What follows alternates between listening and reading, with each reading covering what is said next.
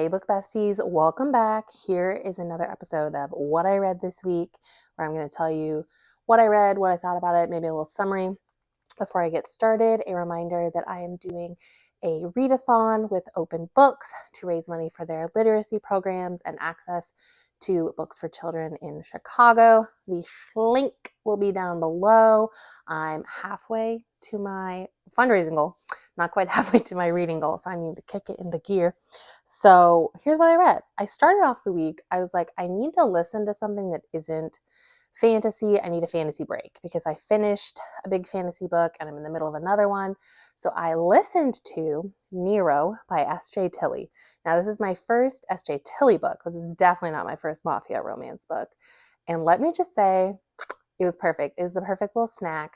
This book, our main character, whose name now I don't remember because her name's not Nero, but she's just like chilling in her house, and this guy runs in through the patio door and is clearly hiding from the police, and she's kind of like, whoa.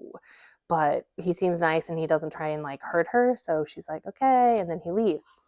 But it kind of turns into like stalker romance light. Like he sees her and now he's kind of obsessed, and so he kind of keeps coming back, and he's a member of the mafia, and so he's involved in some less savory things, but he kind of keeps an eye on her and keeps coming back, and they end up, she gets involved in the whole mess. And so I think if you're someone who had heard of Haunting Adeline and you were like, that sounds like a little too much, this is the perfect like step down, because it was not as unhinged. There is a little bit of some weird stuff about her being a virgin that sometimes makes me a little uncomfortable. So check your content trigger warnings, but otherwise I had a really good time listening to that one. And then the first fantasy book that I finished was My Arc of Essence by Michaela Diornado. I don't have a physical copy, but I do have my fancy copy from Satis Fiction of the first book, Blood and Brujas. And I had a really good time with this book. It follows Dayanara, who is a bruja, a witch. And in this world, there are brujas, lobos, wolves, and vampires. And they've kind of been at war for a while. So all of the witches kind of like live together, and then the vampires, and then the lobos. And there are some communities where they blend. But in the first book, she gets kind of forced into this arranged marriage with the enemy, basically, one of the vampires, Kaiser, by her mom. And it's a whole thing. And so in the first book, she kind of like escapes that because she realizes that her mom was kind of working against her. And so the second book, Essence, continues to follow her journey into, number one, saving one of her love interests, Zuri. This story is Why Choose? So Dayanar is interested in both Zuri, who is a Lobo, and then Axel, who is half Lobo, half witch, I think, if I'm remembering correctly. And it's really good. If you're interested in things that are like fantasy romance with lots of magic, but also spice and like drama and fighting and dragons, like this book has it all. And I love them. I think they're wonderful. And then I was kind of just trying to decide again, what do I want to read that's not fantasy, because I'm in the middle of a big fantasy book, and I decided to read Lost and Lassoed by Lila Sage. I have read the first two. This is the third book in the series of Rebel Blue Ranch. Rebel Blue? Yeah. And let me tell you, I love these books. For people who don't know, I was raised in Wyoming, and these books take place in a fictional town in Wyoming called Meadowlark, and it just hits like the right amount close to home. Like not too much, not like, oh my God, this is weird. I just adore it. So the first book, these first three all follow siblings. So the first book follows Emmy, who her name's Clementine, which I adore, and she's the youngest, and she is a barrel racer.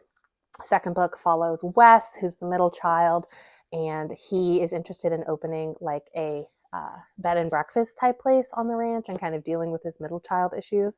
And then this book is about Gus August, who is kind of like his dad's second hand. So he is kind of running the ranch, but also like his dad's still there. So he feels a lot of pressure, and he's a single dad.